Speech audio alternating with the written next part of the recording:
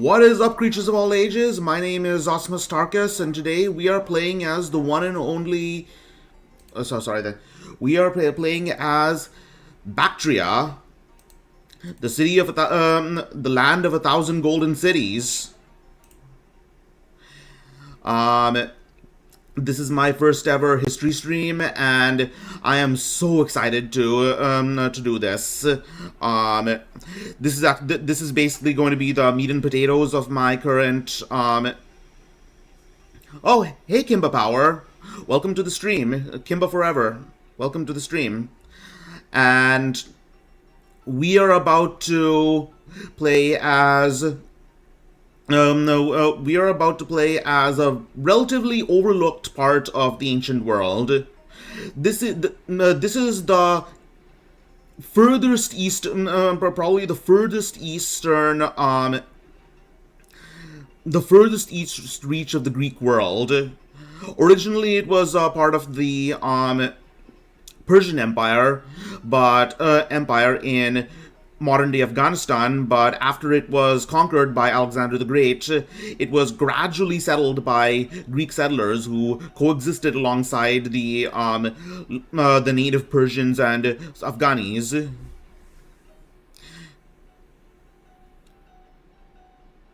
Hold on. Is the music playing? Is the music currently playing? Application. Want to make sure that... Huh?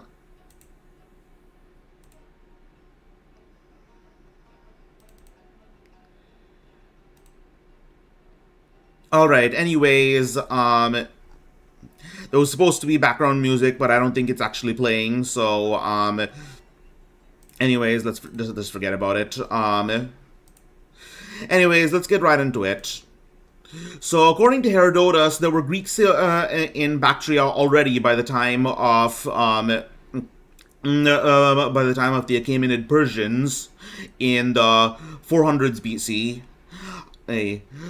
According to legend, Emperor Darius I of Persia destroyed the Greek colony of Barca in Libya, and deported the Greek inhabitants to this particular area of Afghanistan.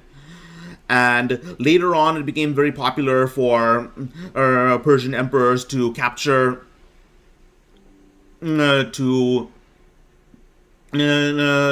capture Greeks and send them over here. For a while, it was a satrapy of the Achaemenid Persian Empire, and when Alexander conquered it, the political infrastructure remained, but his Macedonian soldiers settled there, and eventually Greek colonists started to trickle in, and you had a Greek ruling class ruling over the mostly native working class. For a long time, it was after Alexander died, his diadochi, his generals, eventually gradually fought over his domains, and ultimately Seleucus Nicator founded the Syrian Empire, or the Seleucid Empire, which contained the majority of Persia, the majority of Persia's territories. However, later on in 2050, we had this man over here. Let me... Hold on.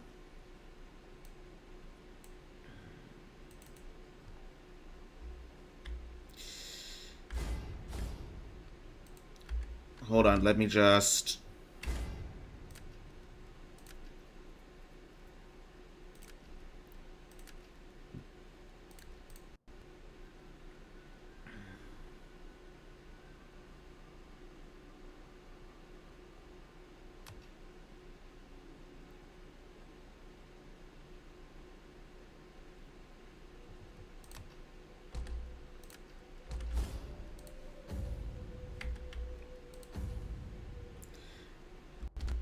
Okay, so let me just do a quick... I suppose now is better than ever to do a quick explanation of what we're actually going to be doing. We are going to be doing a character roleplay for this, for Rome 2, Total War. So we are going to actually come up with backstories for each character in our faction, and we are going to roleplay our faction as if and by carrying out actions, be it at war or in politics, that these characters or we could imagine these characters doing. These are the rules. So first off, every 5 turns, starting at 15, we roll for turn 15. We're going to roll for a random political action, and if it can't be done, we'll roll again and try to build towards it eventually being done. And if I forget on the exact turn and have to make up for it, we roll twice. We do the same thing for diplomats, sending diplomats every 5 turns, with randomized factions to send diplomats to. And we never declare war unless there is a casus belli, meaning an excuse to actually attack. We don't sign treaties unless they actually make sense, which means no signing treaties with factions our characters would be hostile to.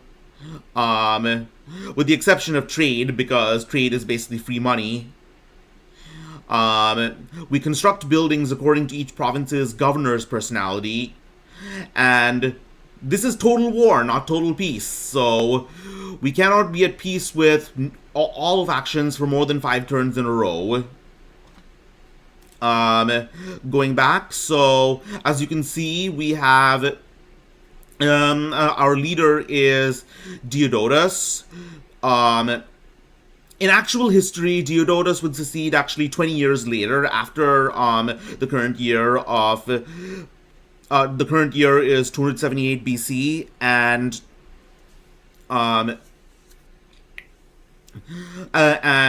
the secession of Bactria was actually in the mid 2050s. I mean 250s. So, at any rate, we don't actually know much about this faction, which is why I'm actually doing it for my first stream, since I don't have to think so much about historical accuracy that much. What we know, a lot of what we know is from an important archaeological site near modern Ai-Khanum in Afghanistan. This city had facilities including a Greek temple, a gymnasium, a theater, and a large administrative complex. So we often describe Bactria as a Greek state. However, most of the Greek settlers who initially came were probably men, so eventually a lot of intermarriage with the natives probably did happen. So you had mixed people with mixed ancestry of Greek, Bactrian, and Sogdian.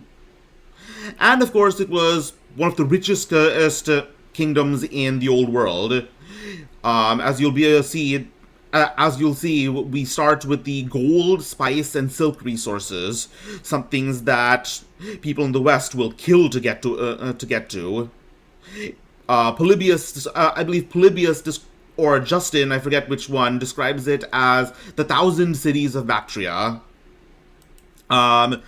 Later on,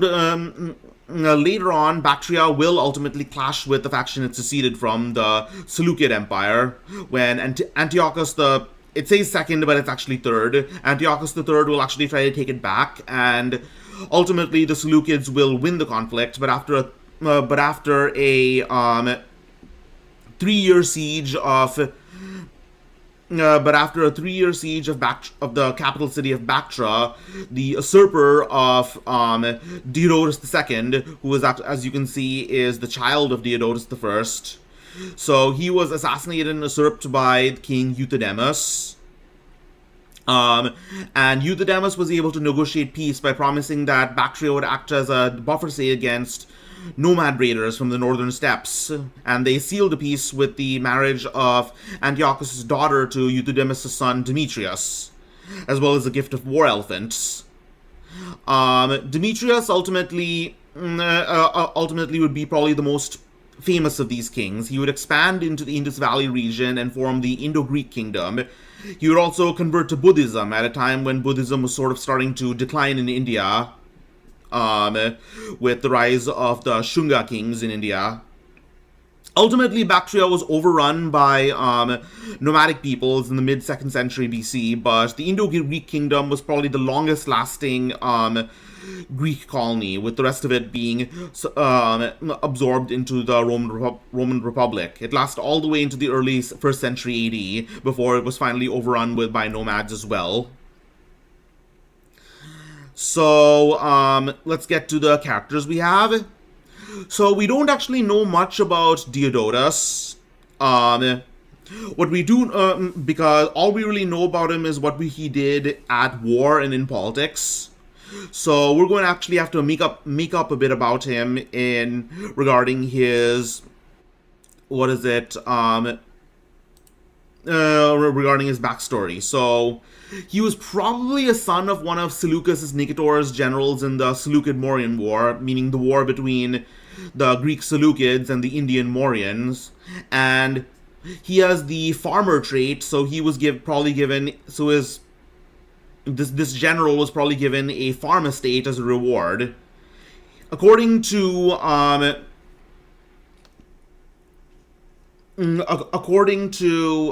me see. Suchandra Ghosh, the scholar, his name literally means gift of Zeus, Theodotus, and most likely he's devoted to the god of thunder. He probably has a soft spot for the natives, but since he has the freedom trait, but nevertheless he's probably a patron of Greek culture. So we're going to say his mother is a Sogdian noblewoman. Sogdians being an Afghani people, a people from northern Afghanistan, and his father was already.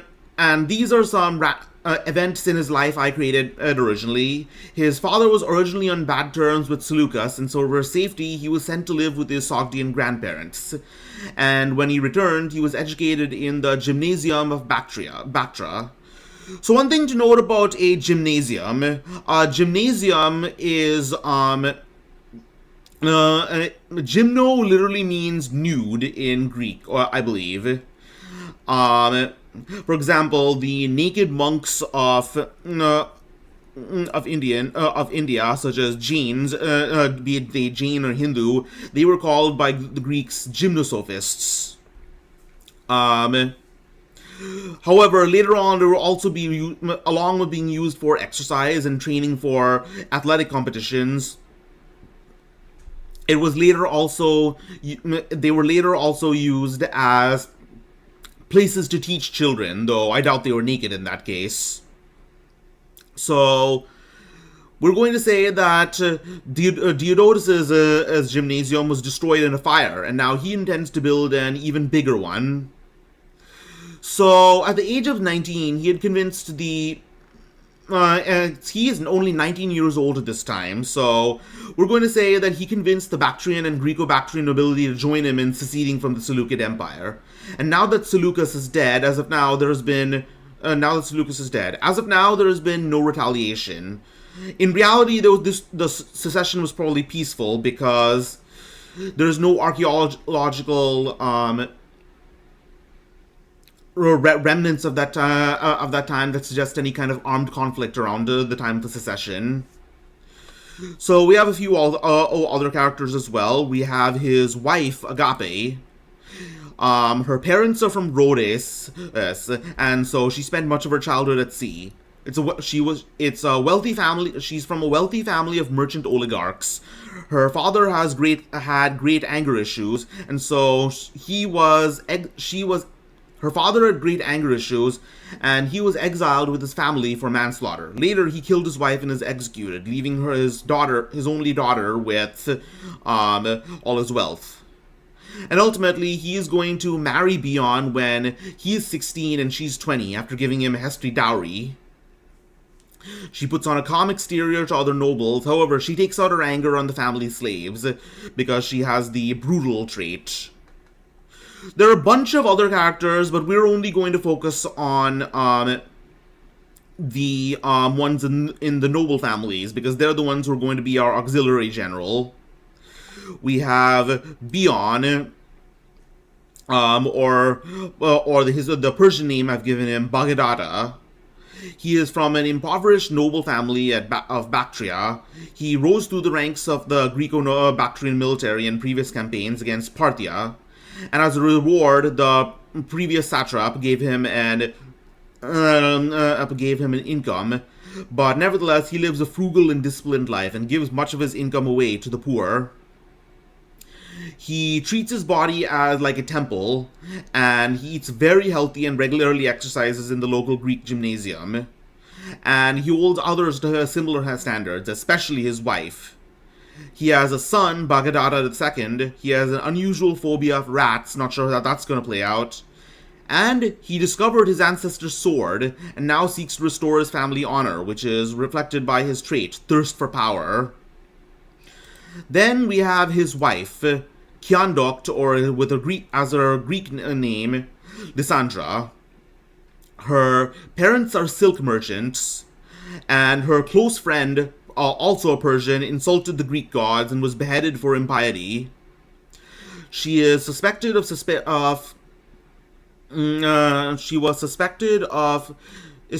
sharing in her friend's heretical beliefs, and Bion is also frowned upon for marrying her. She married Bion after acquiring his ancestral sword and giving it to him as a dowry. And that's it. That is our cast for this session. So we have Diodotus, we have Agape, we have Bion, and finally we have Lysandra.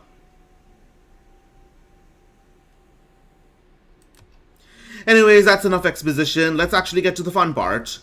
So we start with a very advantageous starting position with our 1,000 cities. 1,000, and by 1,000 I mean 4, but that's okay. So we're gonna start by we don't really have much in terms of food, so we're gonna start by building a farm in Bukhara, and we're also going to expand our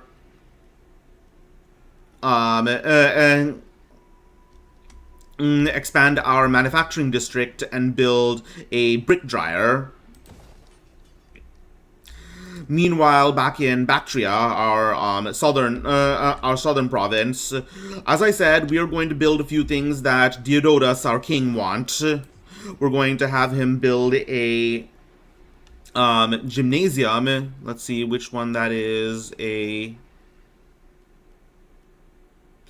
I don't think there's a building for gymnasiums, so we're just going to build an amphitheatron and say that's it.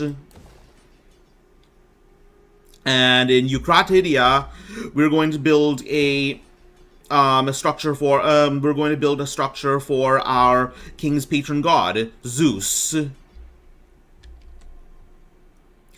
Anyways, let's look at our for technology. We obviously has to start building into military so that we can get technology for hold on a sec.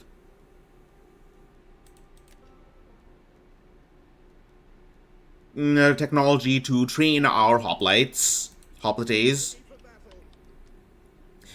And then we are also anyways, let's look at our diplomatic situation. So we're already we are trading with the Xavarzum, a Persian faction, or Parni as they're called.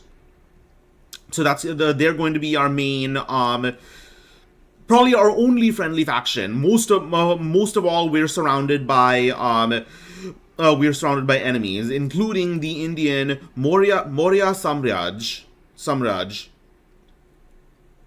So, he doesn't like us very much, apparently because our predecessor attacked him in the future. One thing to note is that I don't believe this is. It doesn't actually say the name of the king, but I don't believe this is Ashoka. I believe Ashoka, the most famous of the Mauryan kings, I believe this is his father, Bindusara, which means that they have not converted to Buddhism yet. They are still Hindu. We also have the Parthians nearby. At the moment, we're at an uneasy peace with them because of several of a peace treaty our predecessor made with them. We also have the Seleucids we have seceded from. Again, we're probably going to end up fighting with them later, but for now we're at peace. Anyways, our main rival at this point is to our south, the Hauravatis. These are the ones we're mainly going to be fighting with. And fighting we are going to do indeed. So, we are going to immediately start by building an army. What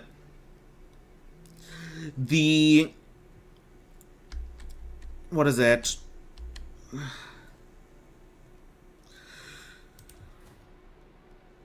So at the moment we don't have the infrastructure to build loads of hoplites or hoplites. So our primary so for now our hold on a second.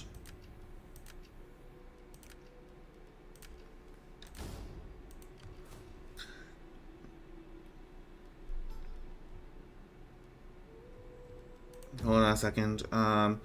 Yeah, for now, our back line is going to consist primarily of our front line is going to consist primarily of natives, Bactrians. We're going to recruit a bunch of levies from the working class. Which is going to include spearmen, javelin men, slingers, some light cavalry, and a few axemen.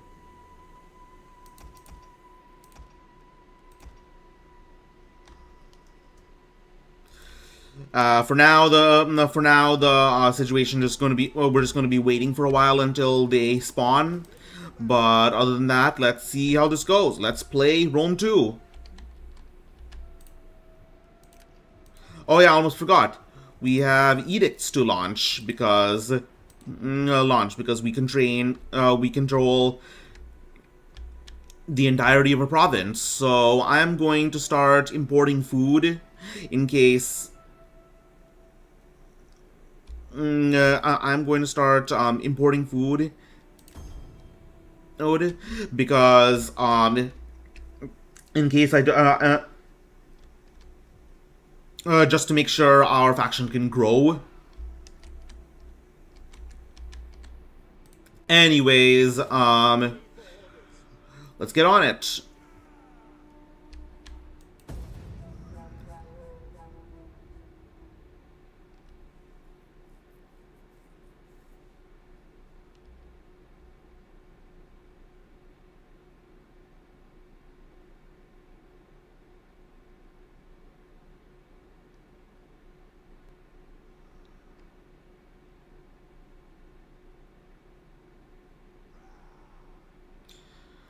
Yeah, these kinds of streams sometimes require a bit of patience because there's a long period of just waiting.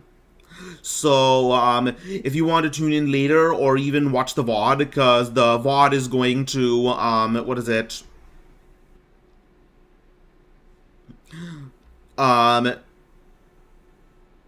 Because I'm going to put several timestamps for the VOD to make it more watchable. So, otherwise, stay tuned. Otherwise, if you want to stay tuned, that's okay too.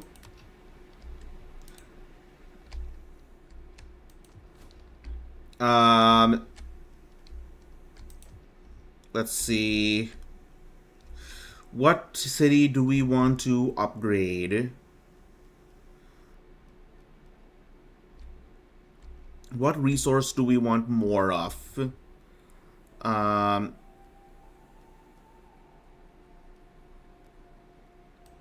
Alright, let's get some more spices.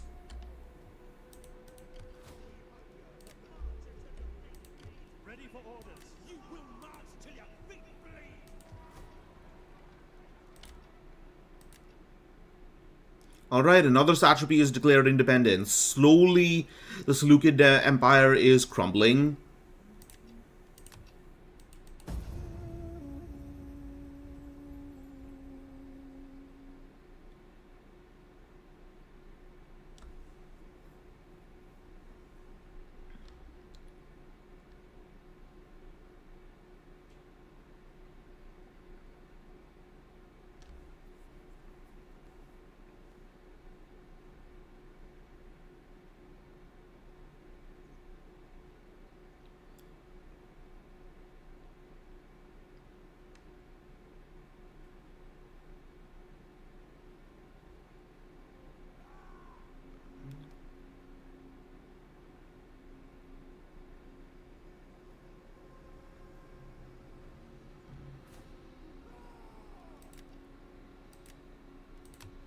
Oh, what's this? Okay, so from the looks of it, this, I almost forgot. We have a bit to do in terms of negotiating public order or maintaining public order because remember, we are a Greek faction that is currently ruling over a native Persian uh, and Afghani population. So let's throw them a bone. Let's use the bread and games edict in order to increase public order. Um,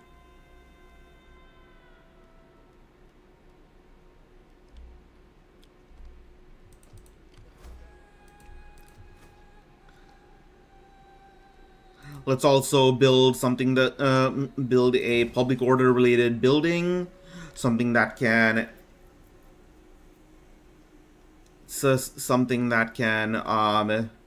maybe pacify these locals for a while. How about a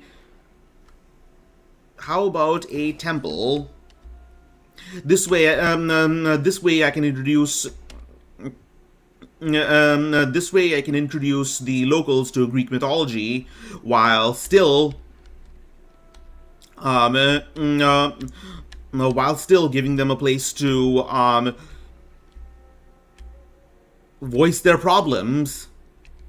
Because if I don't hear them, then Zeus can. Alright.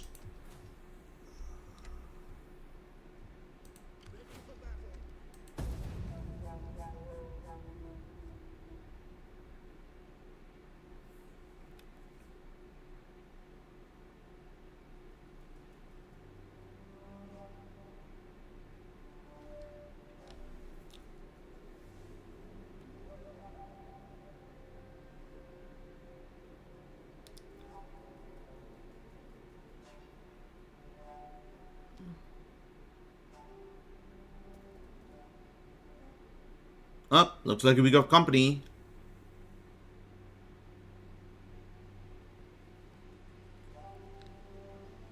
Alright, time to introduce you guys to the wonderful world of Total War battles. Or, of course, you could just go and play Manor Lords. That's good, too.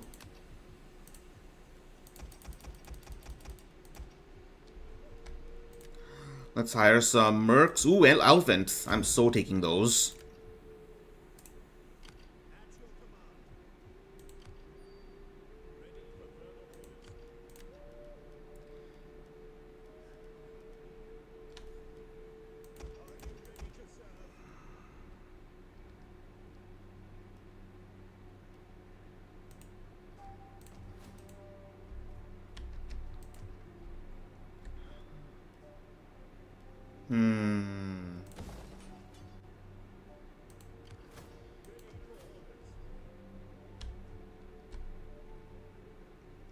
Alright, let's see how this plays out. Unfortunately, for my war efforts, I am going to have to lower taxes. Just to make sure that the Persians don't kill me.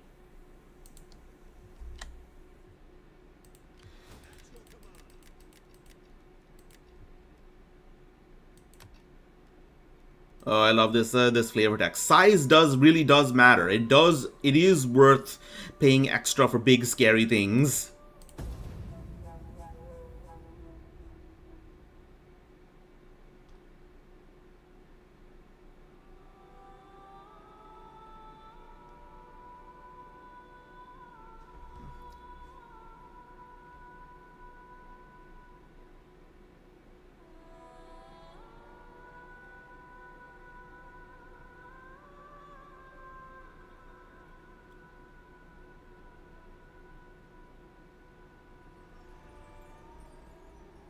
Yeah, you better run. A shame. I actually had a mission that could have given me a small reward if I had killed him, but guess that's not happening. Not yet.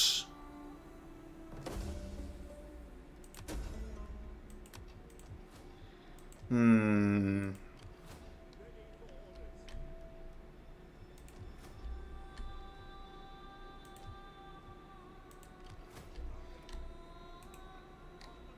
Well, let's chase them down.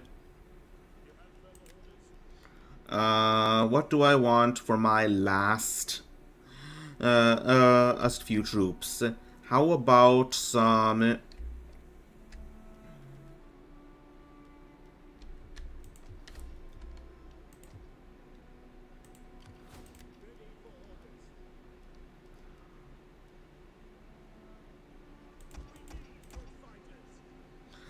All right, how about some axemen?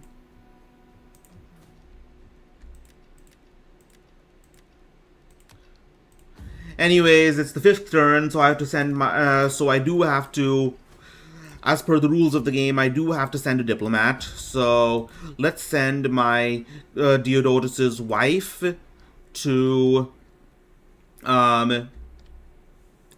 So what I usually like to do is roll a d6.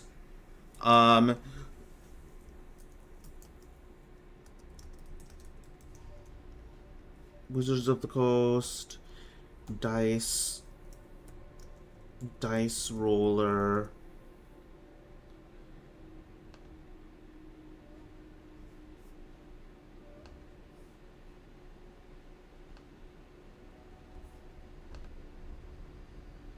Okay. I got a 4, so it looks like we are sending a diplomat to Parthia, basically just telling them, please don't. My armies are south. Please don't kill us. No, I won't actually tell them that, but just give them a little gift as a token of my good faith.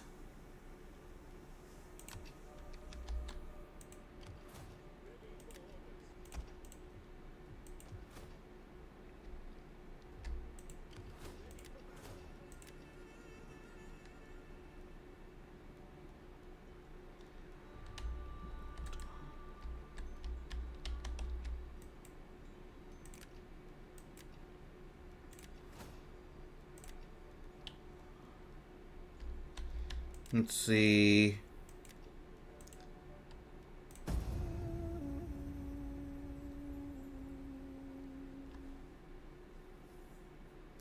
Okay, and our treasury really is running on fumes here, so we're going to have to finish this war as soon as we can.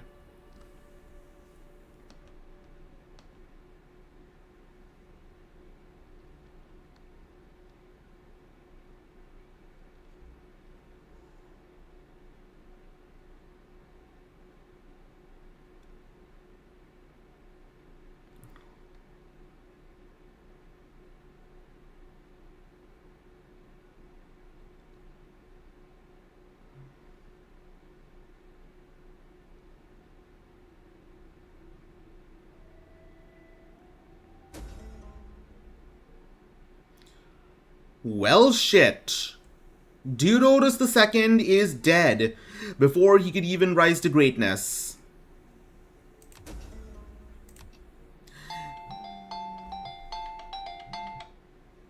Anyways, what is it?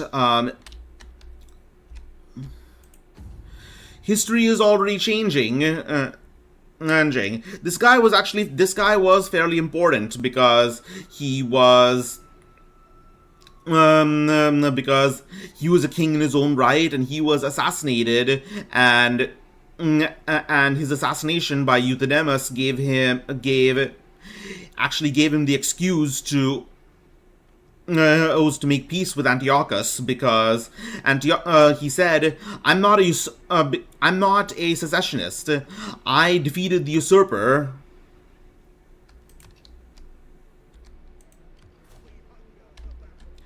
Anyways, my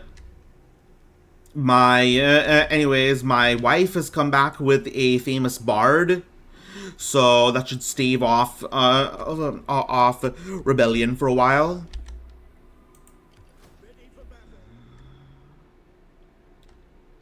Anyways, let's get to the killing. Easy enough.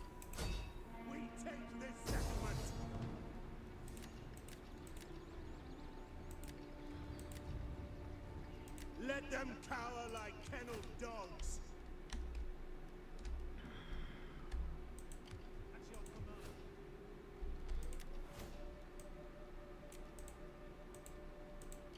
To battle!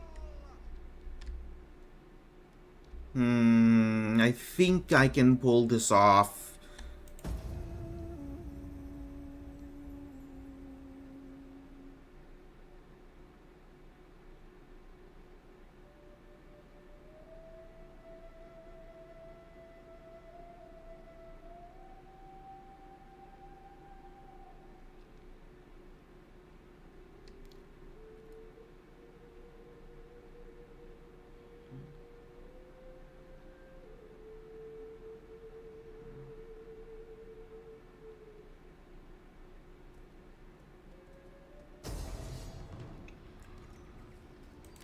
Okay, there's a lot of axemen.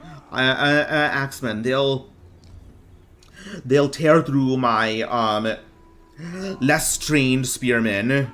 I don't think I can win this, so I'm going to pull back and see how they handle it.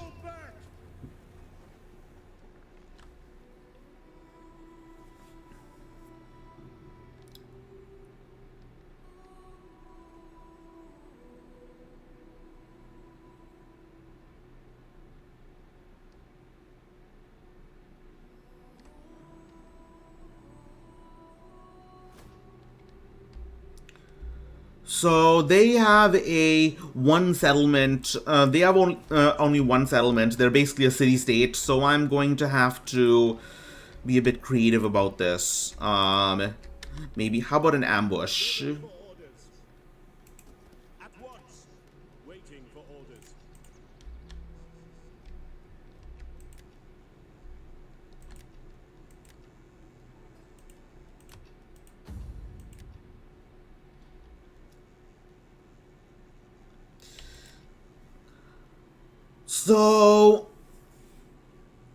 So we're going to equip Diodorus with a coin forger. So we're basically going to print money to pay our troops. This total. Oops. Unfortunately, our troops will know this, and they'll fight a little less harder. But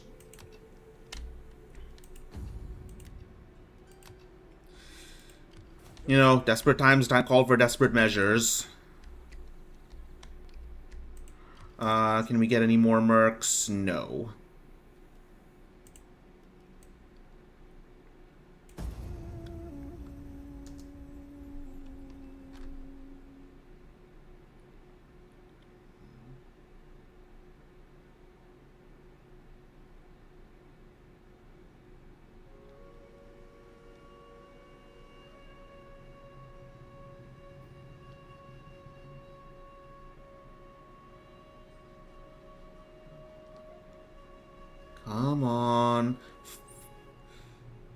Come on, take the bait, you loser.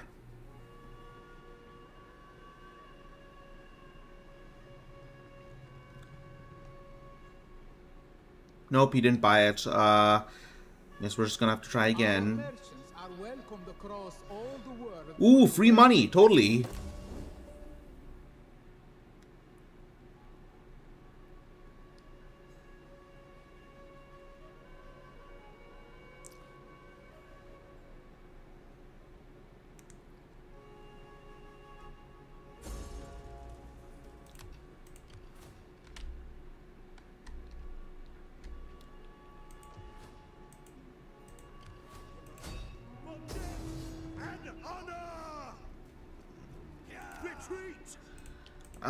Let's try ambushing again. I'll have to outwit him eventually.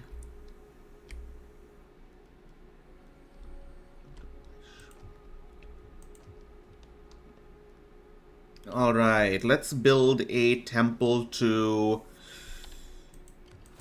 So, my current governor of this area has the freedom special rule. So, the freedom skill, so... Let's see, how about Hermes?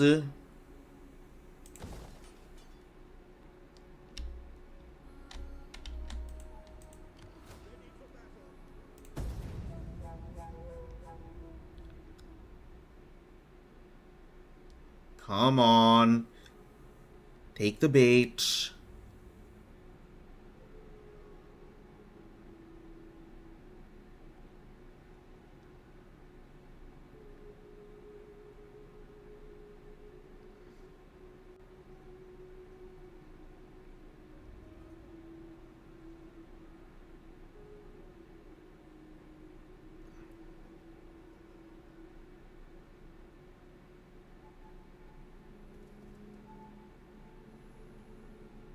Close enough. We are much alike, and so, by the flame, there is much sense to a treaty between us.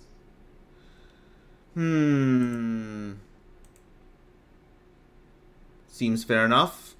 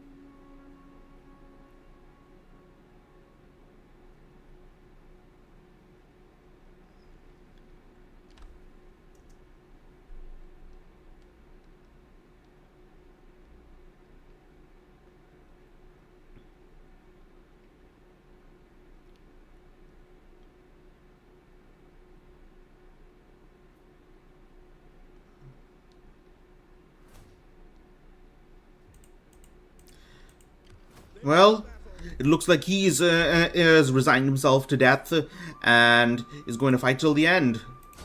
To I accept your sacrifice. Or maybe not. Leave none alive.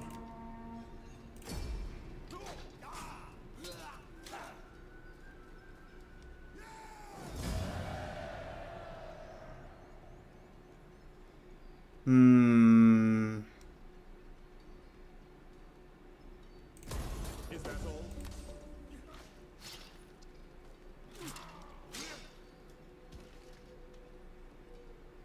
At once. All right. Taking taking the lands to the south should be fairly simple now.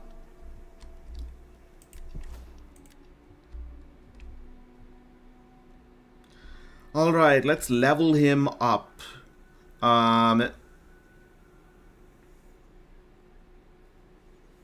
Ultimately, this guy is a obsessive. He's obsessive, and he's an agriculturalist, and he is. I never really fully understood what this trait meant. Like, does it mean does it mean slaves are treated better, or does it mean slaves are just behave under him? At any rate,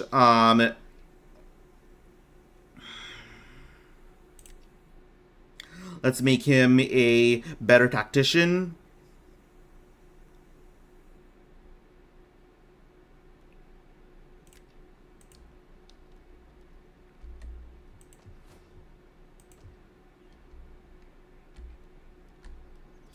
All right, now we can finally get some hoplites.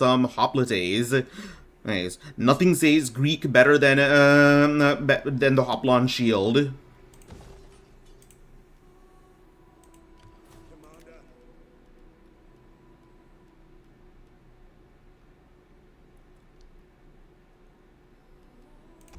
Sign up, lads, for a good and glorious life. At your command.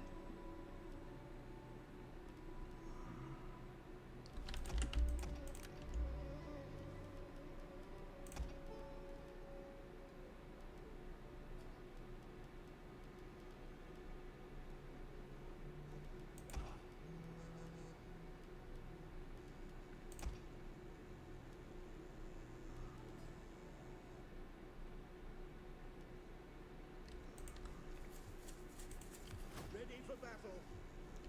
All right, or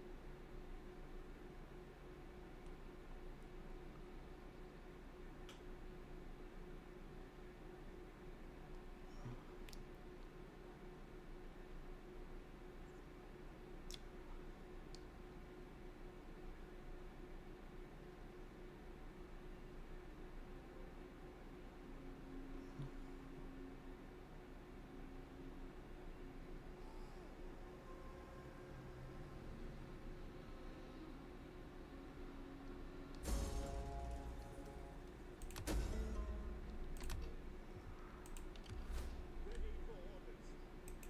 March. Make haste, men.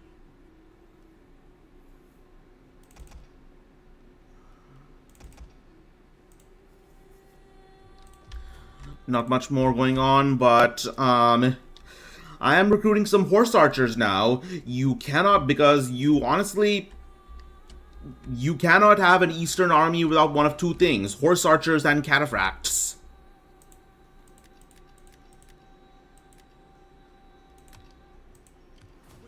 Um,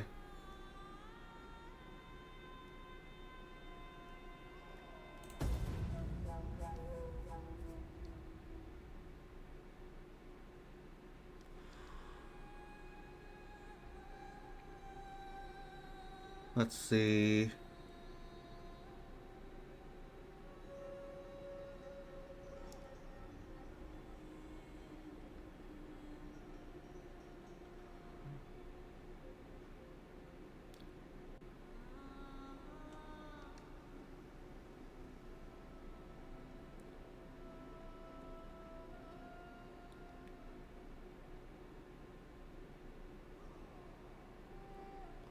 Bit more waiting, and Bring word that my lord yeah, that's one thing a lot of these factions will do. They'll only actually ask for a peace treaty once they're sure they're going to lose.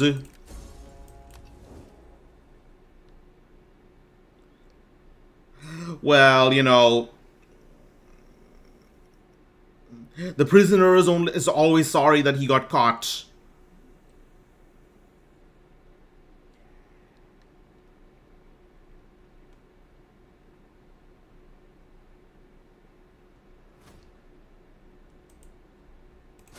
besieging their path is blocked.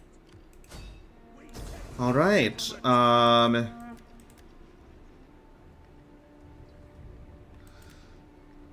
Yeah, I should be able to win this. Let's get it on.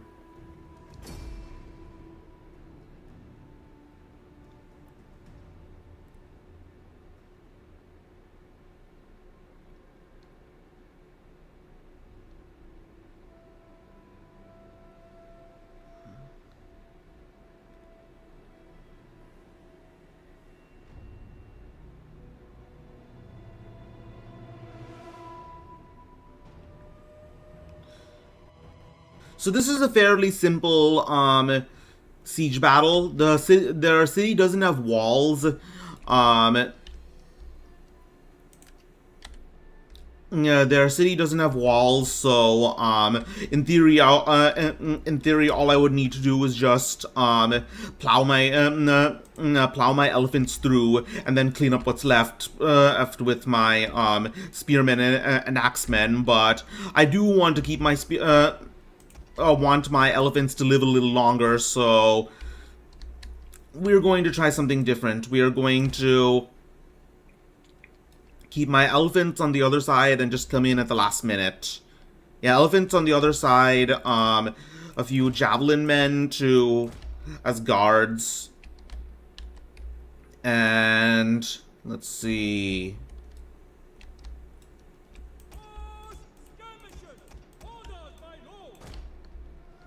Yeah.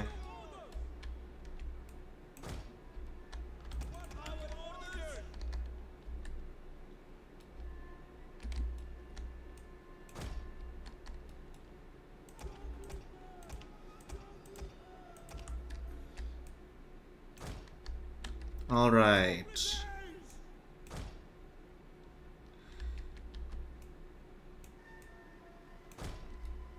Let's see. Let's go. We await your orders.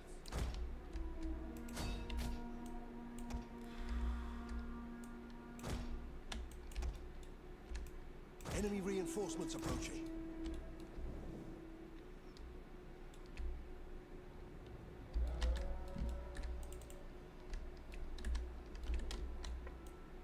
What are your orders? Forever loyal.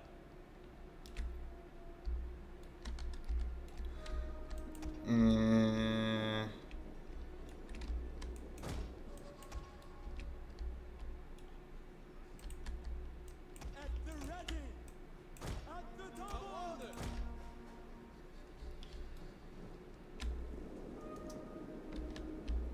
All right, the battle begins. Hillmen! Virtus! Ooh, that looks painful. One of our units has used all its ammunition. Shatter them! Disengage! We are at your command! At the ready!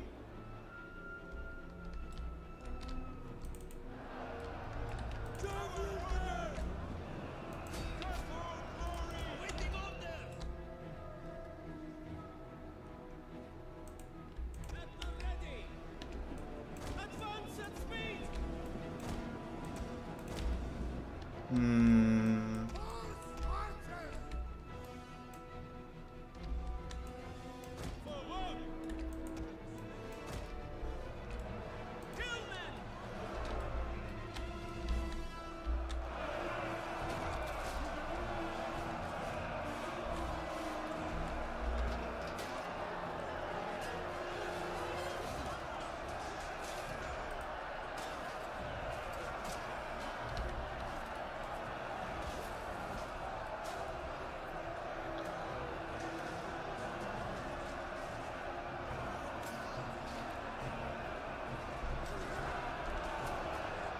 I think I'm winning here.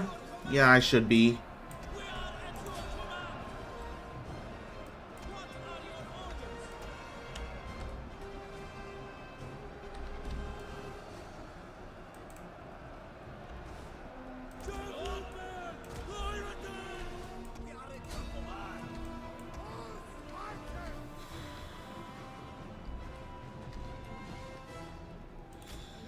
Alright, all we have left right here are a few group of archers. We're just going to run them down with our horses.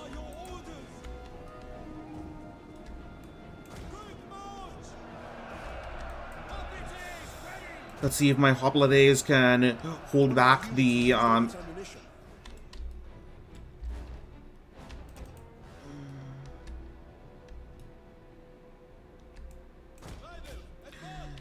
hold back the remaining the enemy reinforcements until my what is it?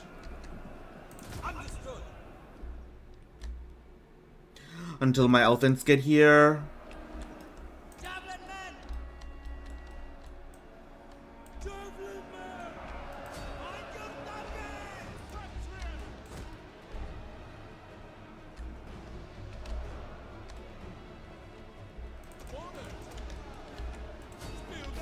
One of our units has used Time for a cavalry charge.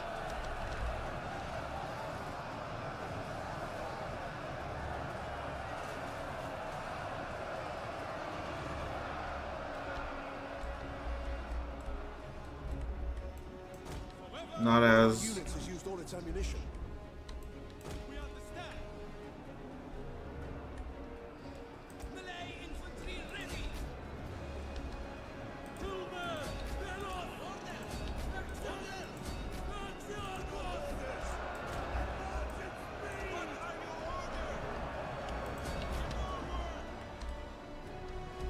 Infantry at your command.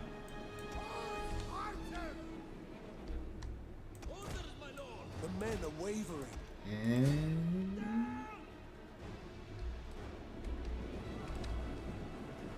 Hoplites ready.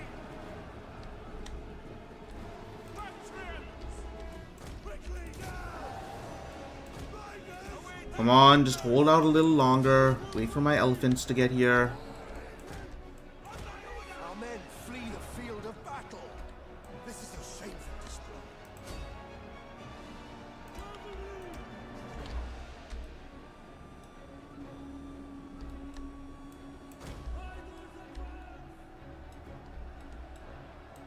What are your orders? Royal Cavalry!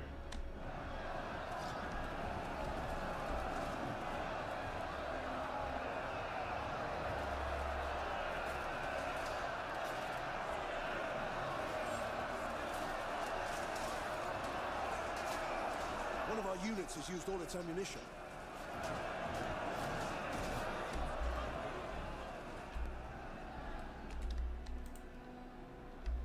Elephants!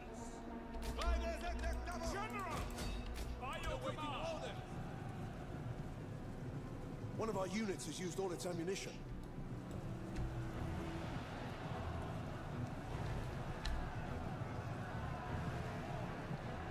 Our general is under attack.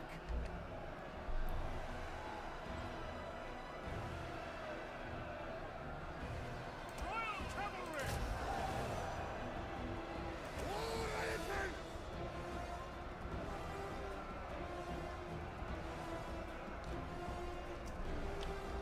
Alright, these people took... Flee the field of battle. these people may have... are having the worst day of their lives. What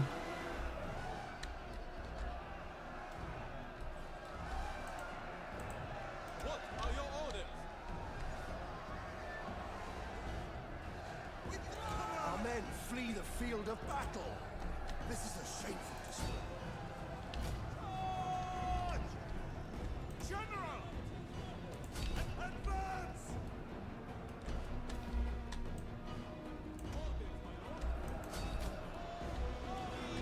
Cavalry! Orders, my lord! Riders at the double!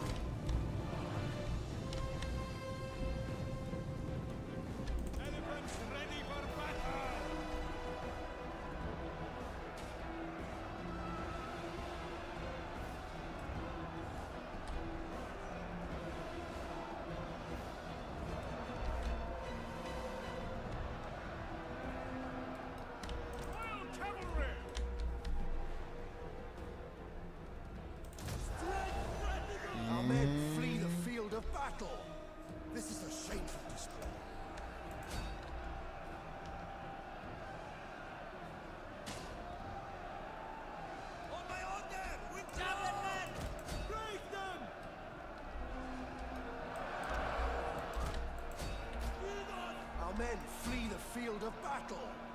This is a shameful display.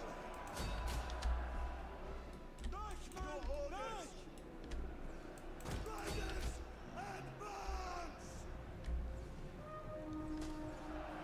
advance! Yeah, I think we're going to win this only because, but we're going to lose some good men while doing it, unfortunately. But, you know, that's how it is. That's war. War is hell. One of our units has used all its ammunition.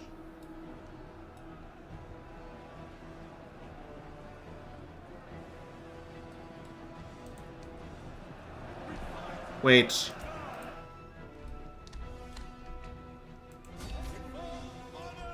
General! Orders understood.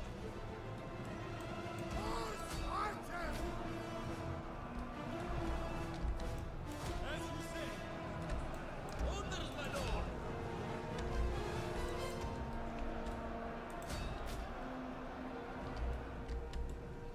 At the ready. General! Royal cavalry! Elephants at the ready! Our men flee the field of battle. This is a shameful display. Okay, my general is fleeing the battlefield. Will he survive? I wonder.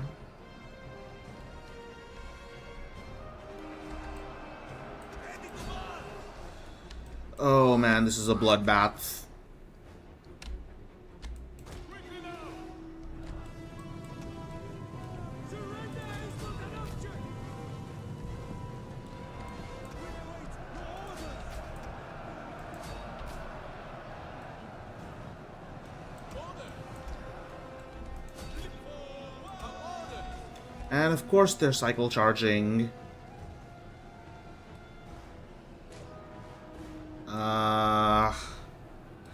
Come on. We are at your command! Ready for order! Elephants! Speedy charge!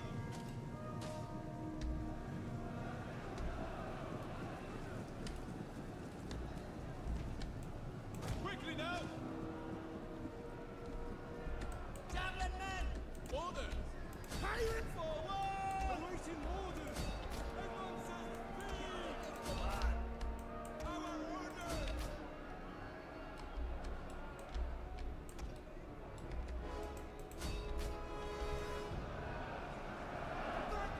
Our men flee the field of battle. This is a shameful display. Oh man.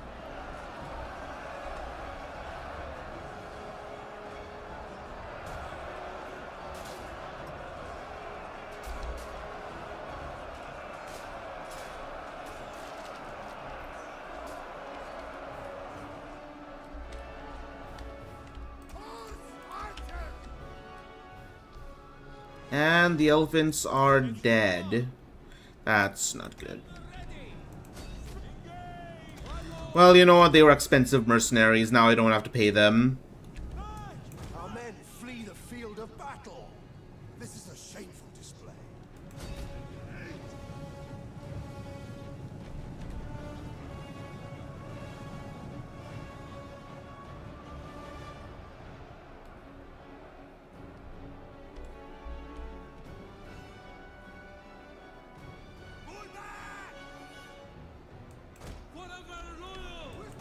Our men flee the Seriously, why don't these people rout? shameful display.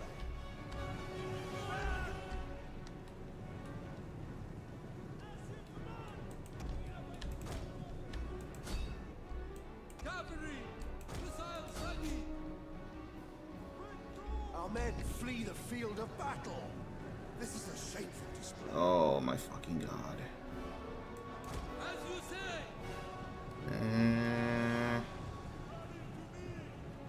Withdraw! As you say! One of our units has used all its ammunition.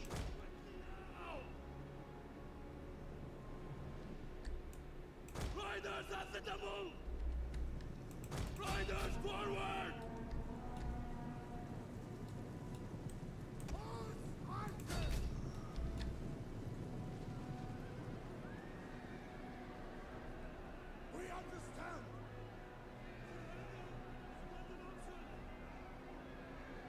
Come on.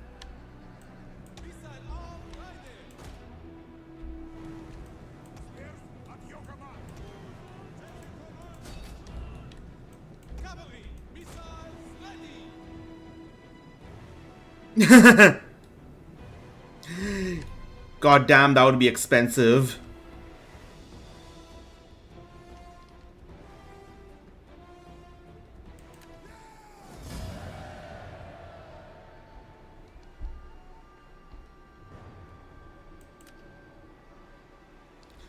And that's it. That's half of my army.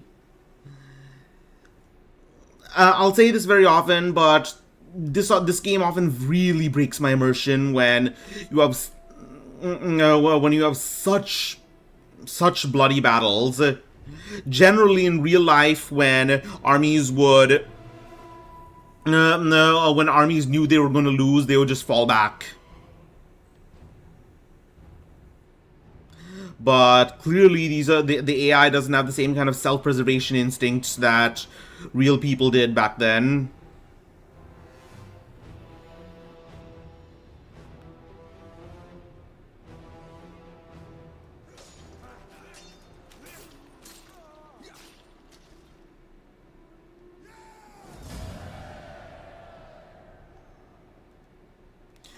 Well, it wouldn't be fair to the survivors if I didn't loot the city. So here we go.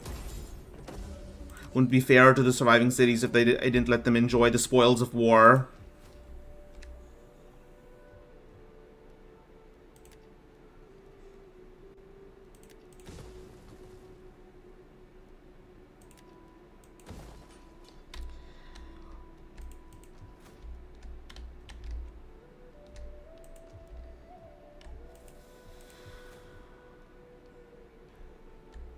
Let's see.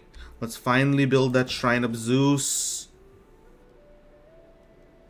And anyways, that's one of our enemies out of the way. Oh, I skipped sending in diplomats. Looks like I need to send 2 now, according to my own rules. Let's see. Let's roll a d8. Let's. All right, we are sending it to the Xavarzam. And we're also sending Lysandra to the...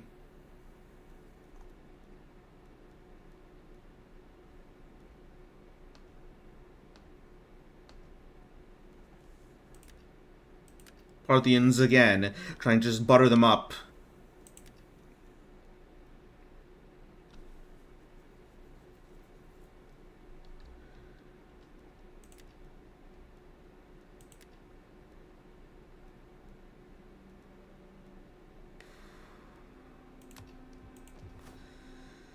Yeah, public order is going to be a real pain for a while. So... anyways, I'm just gonna disband my elephant unit, because it's way too expensive to maintain. And...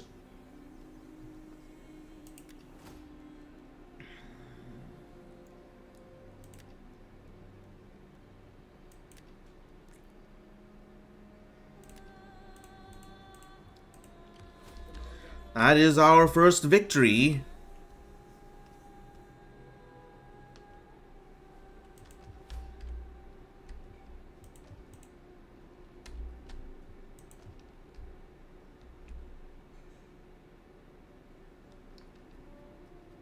Taxes.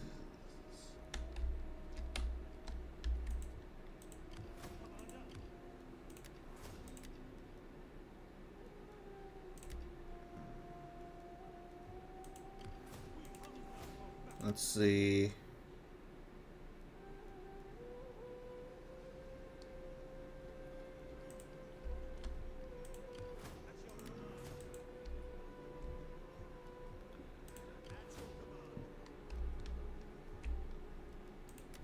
All right, who's next?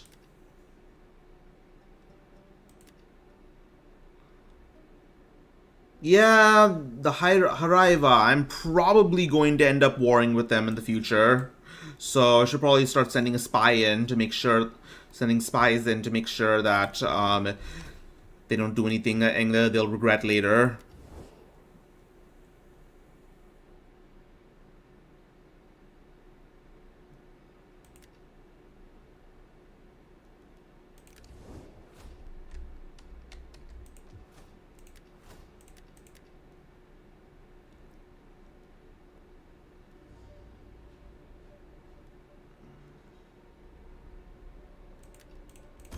How can I be of assistance?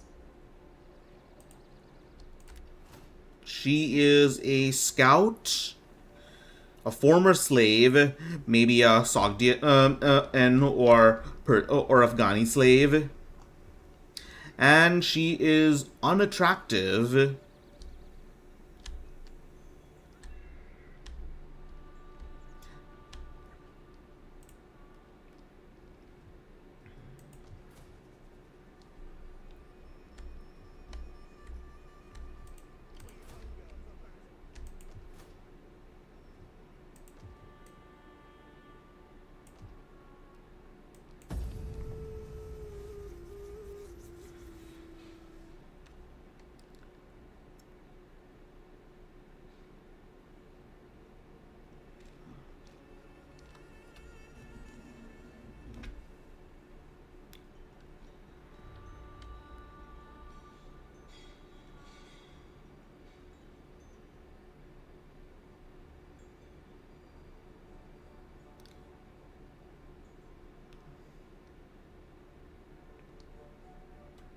More waiting.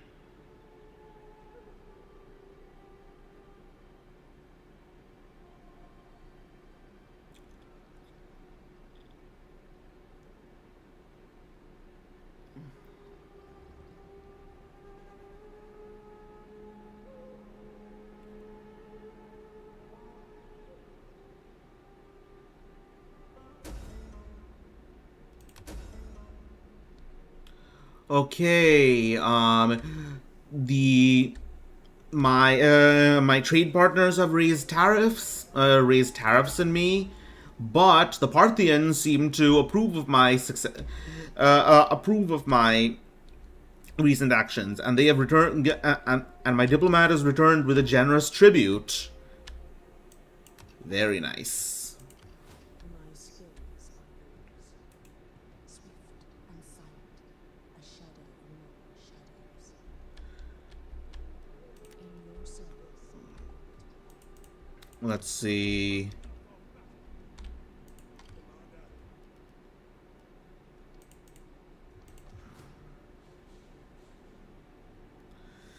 What should we build in the settlement of Capacene? How about a farm?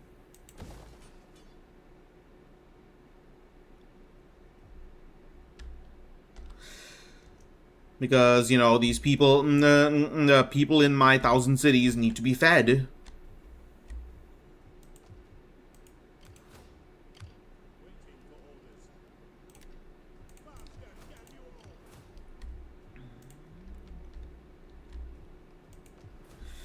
Also, that is a lot of gold. What should I spend it on? How about...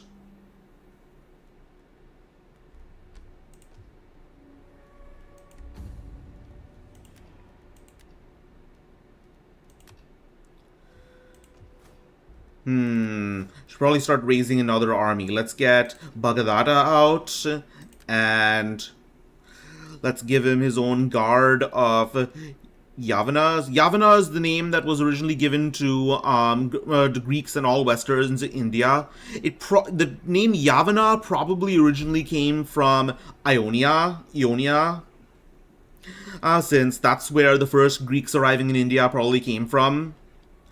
Ionia being in Western modern-day Turkey.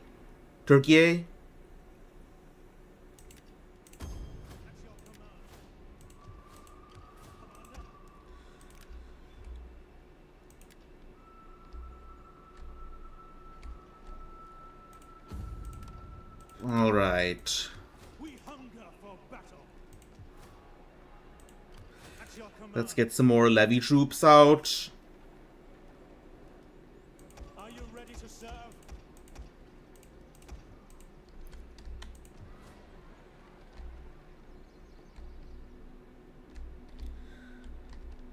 And Ready for orders.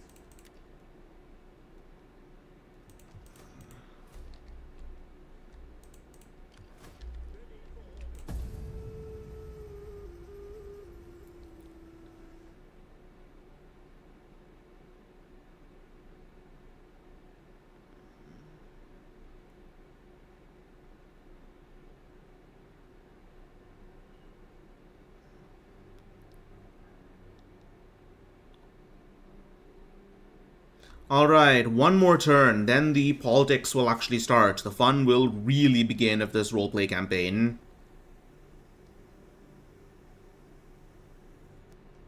I humbly propose this in the hope that you Look will at this guy's remain baghead. ties with our people. Comes to banquets and diplomatic meetings wearing in fully covering cataphract armor. I like your style.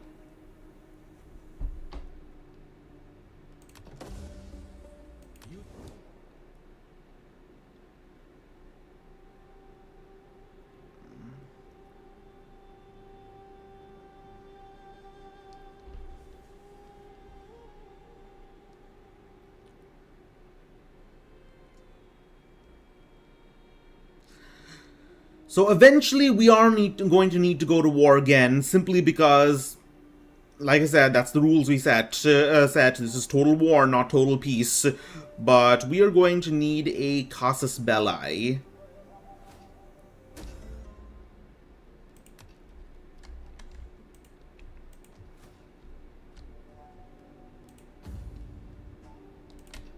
Let's see. Who do we want to fuck around with?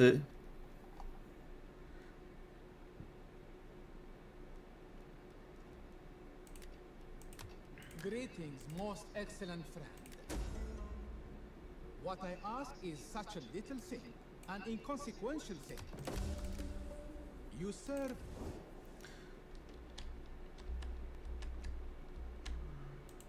How can I be of assistance? I do enjoy a little sabotage.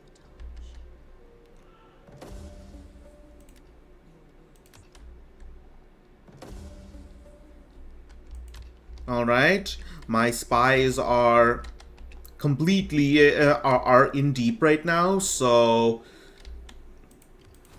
I just need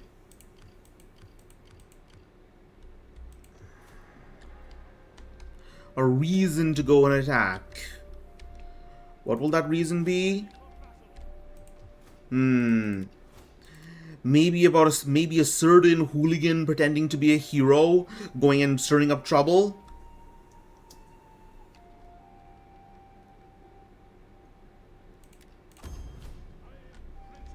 Yason.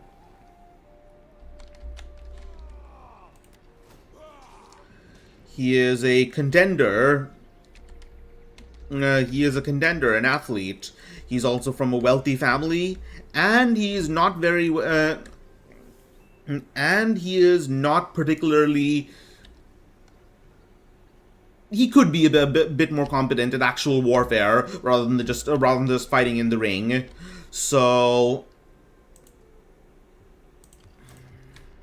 anyways, let's keep building our armies. Archer Spearman. How did I miss this, or is it just, or does it just come from? I am so taking some of these.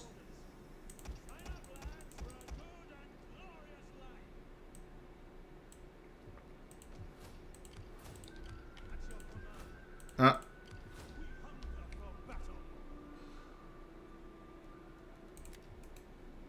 I want hourly patrols. Commander.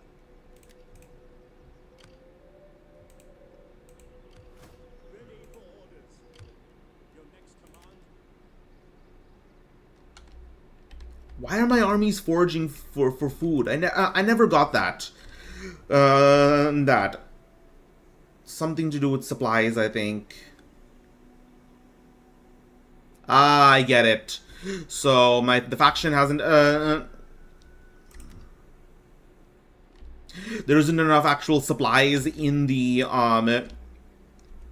in my city's granaries, so my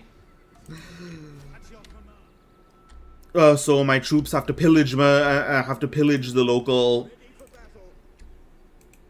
On the move. countryside in order to feed themselves. Damn, that's a shame. March until your feet bleed. Let's send an emissary, I guess. Pay for the food out of my own treasuries. Pay for food out of my own treasuries.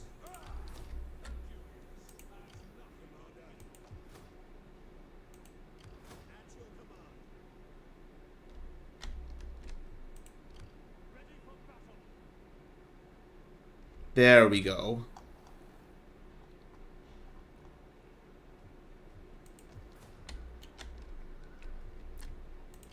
How can I serve you?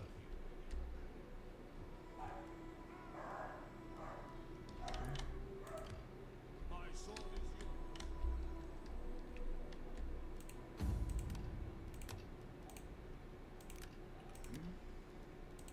What do you wish of me?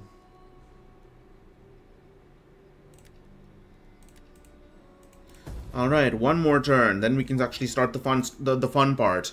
Random political events.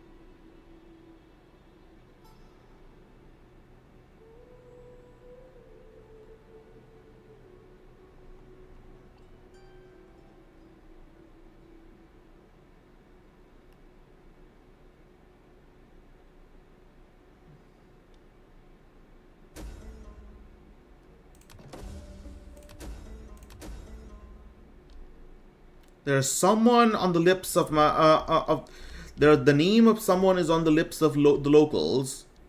Let's see how this works.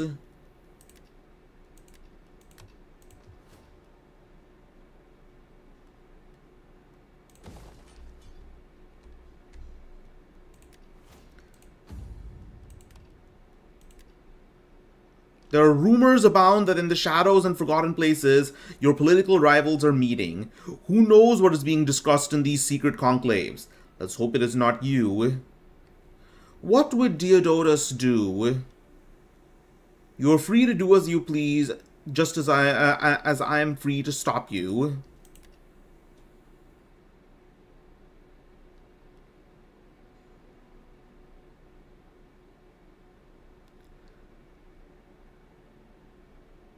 I think I'll meet with them.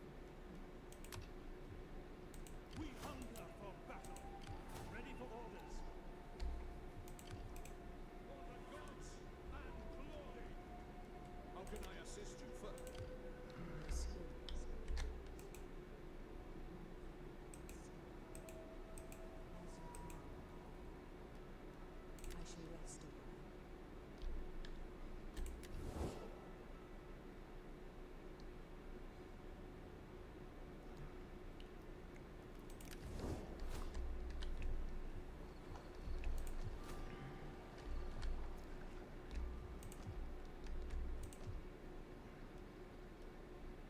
Let's expand our Temple of Hermes. We hunger for battle, Commander. And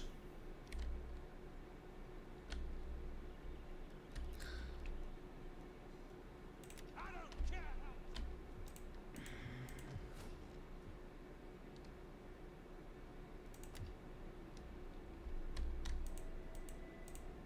At your command. Make haste, men. Waiting. all right, let's get it on. So here are the rules for so here's the table of random political events we could go on. Well, that could happen. I roll a d20 and one of these various things could happen. I'm going to do that right now. D20 and the roll is 6. We are going to start spreading rumors about someone.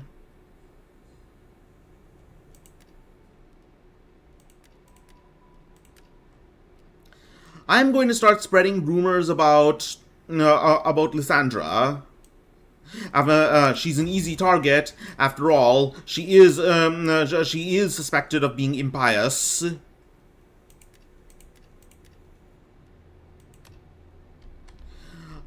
So, all tabbed. So Agape goes out and starts spreading the rumor that Lysandra secretly spits upon Zeus, calling him a pervert and a pedophile god. Who hunts down young women and changes them into animals. Not entirely wrong, but it's still not nice. Anyways, Lysandra's authority has now been diminished, and so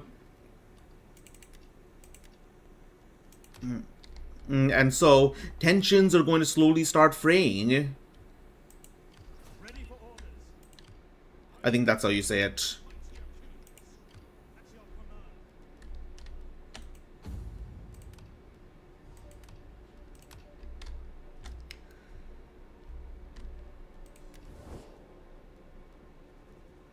We're also going to have to send out a diplomat. We're going to send out a diplomat.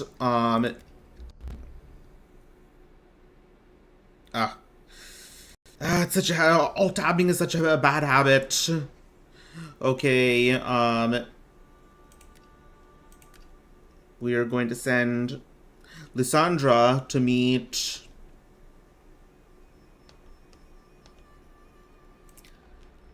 the Hariva. See if I can negotiate with them to prevent war.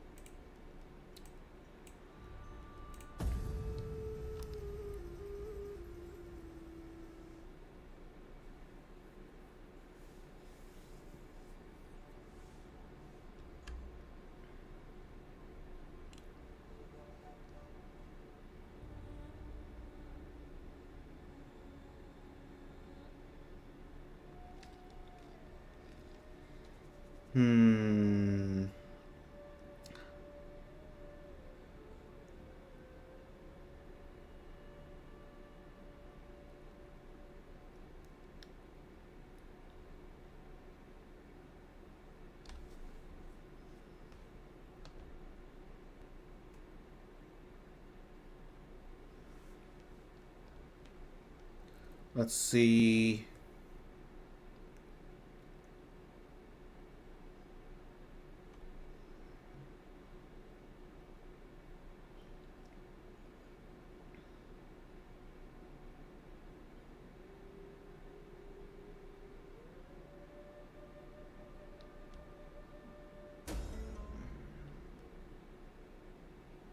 Oh, never mind. They seem to not want war after all. After all, they have sent a famous bard as a peace offering.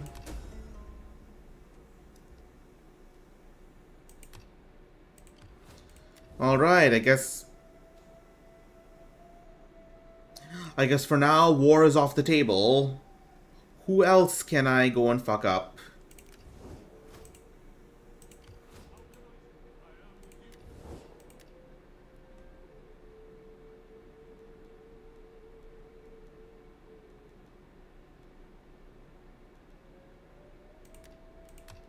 Before you say anything, no.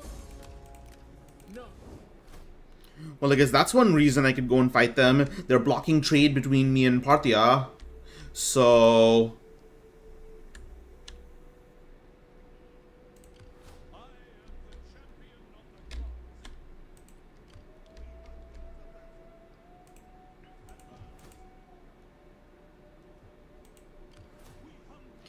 I will begin building my armies.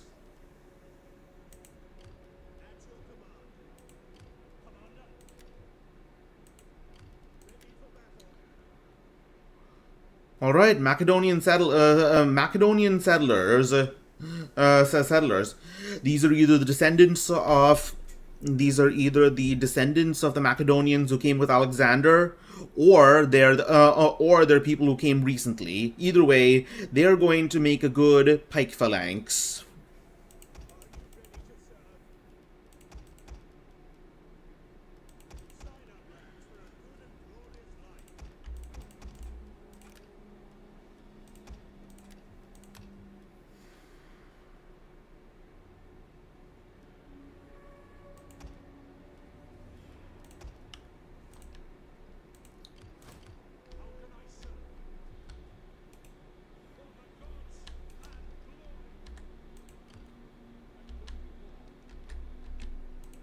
How can I be of assistance?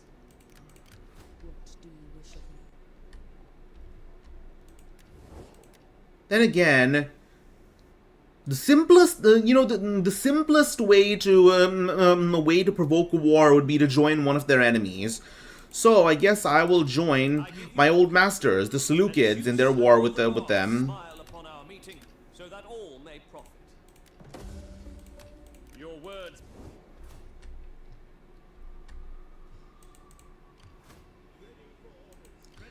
All right. You have further orders? Get the stakes up!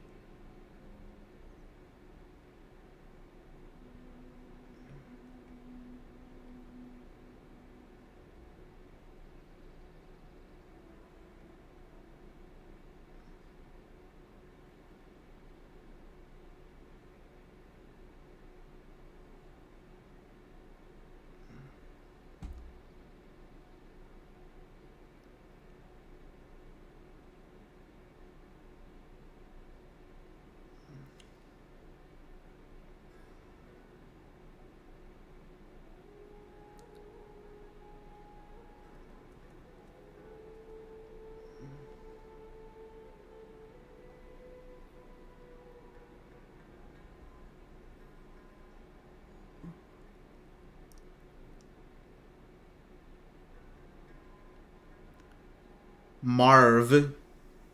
Like that guy from Home Alone.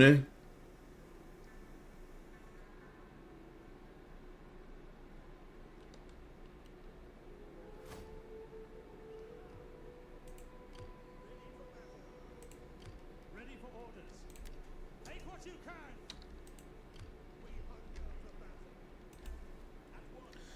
Alright, let's get some more pikemen. Your next command.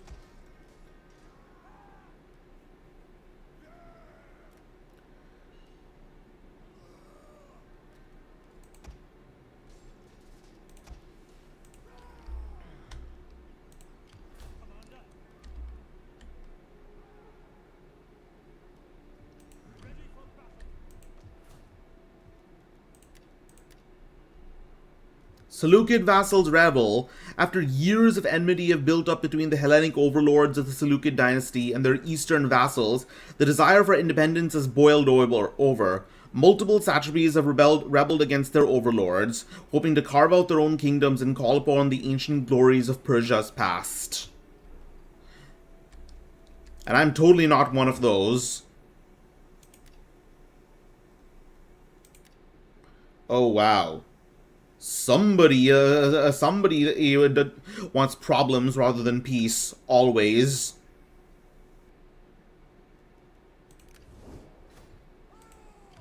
Ready for battle. We hunger for battle.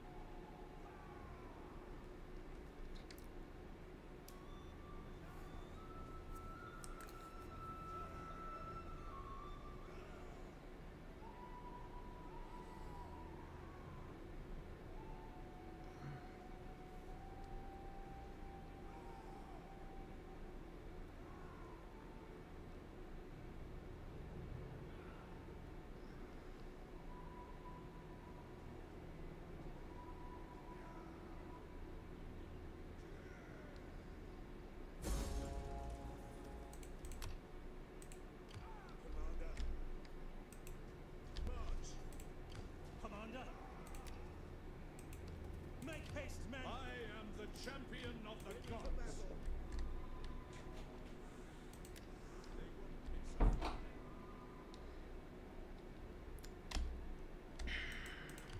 My skills are weak. You know, this guy can't... He can't assassinate, he can't raid. What can he do? I guess he can harass. I am the champion of the... We hunger for battle. At your command.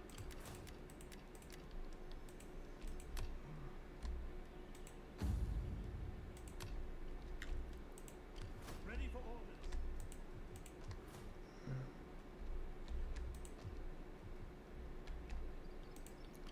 Ready for battle.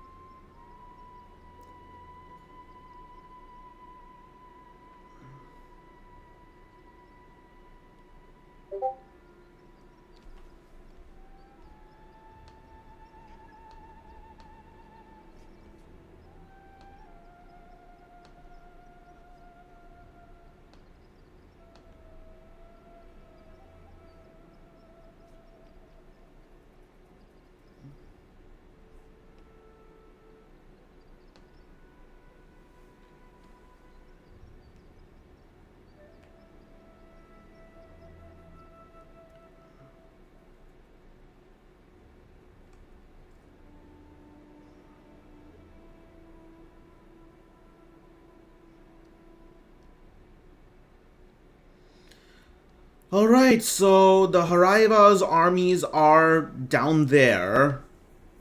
I need to make sure they don't they don't close into my southern territories, so I'm going to send my spy to constantly harass them and steal their supplies.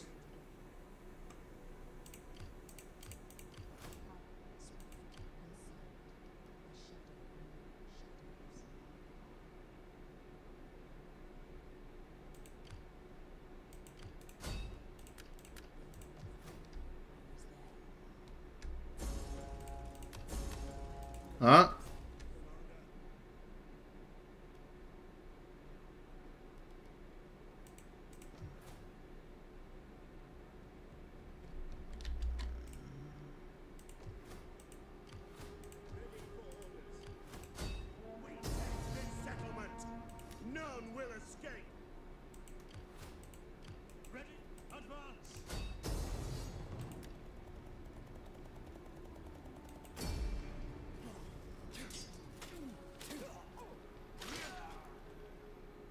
Alright, Marv is mine. And relatively peacefully, too.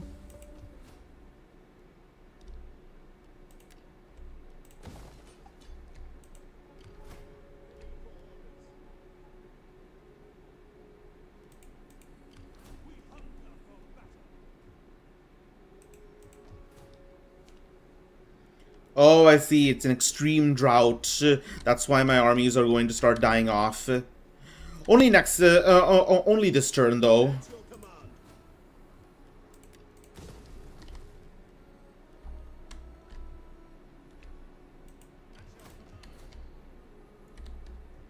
So... Commander.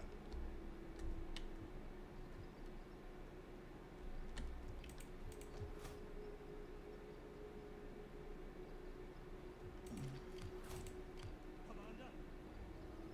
You there! Get to work!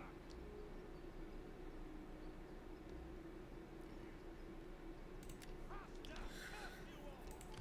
I am greater than mighty. Is there nothing else?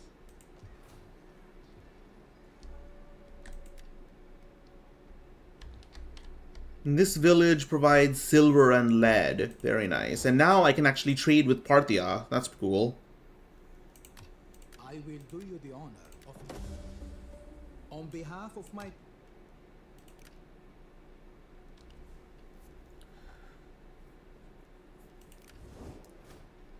Anyways, I think I'm actually going to end the stream here. It's been a while, and I have something important, an important meeting for work in an hour or so. But for everyone who did come, thanks for coming. And I will be putting timestamps up to what is it? To make the VOD a bit more watchable. So with that, thanks for coming, and expect more to come.